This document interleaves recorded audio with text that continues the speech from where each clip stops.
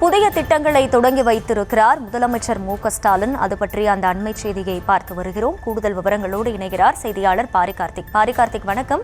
எந்தெந்த திட்டங்களை முதலமைச்சர் தொடங்கி வைத்திருக்கிறார்? முழு விவரம்.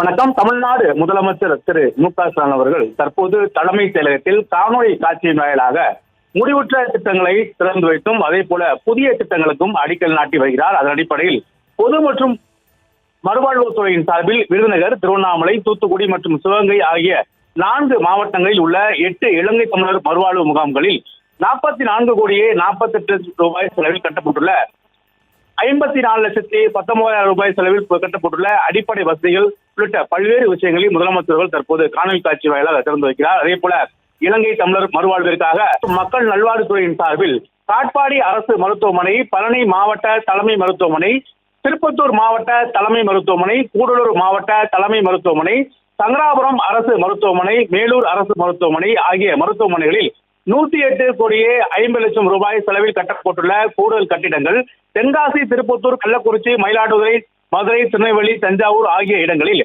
42 கோடி ரூபாய் செலவில் கட்டப்பட்டுள்ள மாவட்ட மருந்து கிடங்குகள், மதுரை உணவு பகுப்பாய்வு கூட வளாகத்தில் 1.49 கோடி ரூபாய் செலவில் கட்டப்பட்டுள்ள புதிய ஆய்வு கட்டிடம், சென்னையில் 14.85 கோடி ரூபாய் செலவில் கட்டப்பட்டுள்ள புதிய மருந்து கட்டுப்பாடு நிர்வாக இயக்கு கட்டிடம் மற்றும் காஞ்சிபுரம் மாவட்டத்தில் 75 லட்சம் ரூபாய் செலவில் மருந்து கட்டுப்பாட்டு இயக்குநரகம் உள்ளிட்ட பல்வேறு இடங்களையும் தொடர்ச்சியாக முதலமைச்சர்கள் திறந்து வைக்கிறார். அதே போல இந்திய மருத்துவ மற்றும் ஹோமியோபதி ஆணையத்தின் சார்பில் 6 கோடியே 22 லட்சம் ரூபாய் செலவில் கட்டப்பட்டுள்ள கட்டிடங்களை முதலமைச்சர்கள் காணொலி காட்சியின் வாயிலாக திறந்து வைக்கிறார்.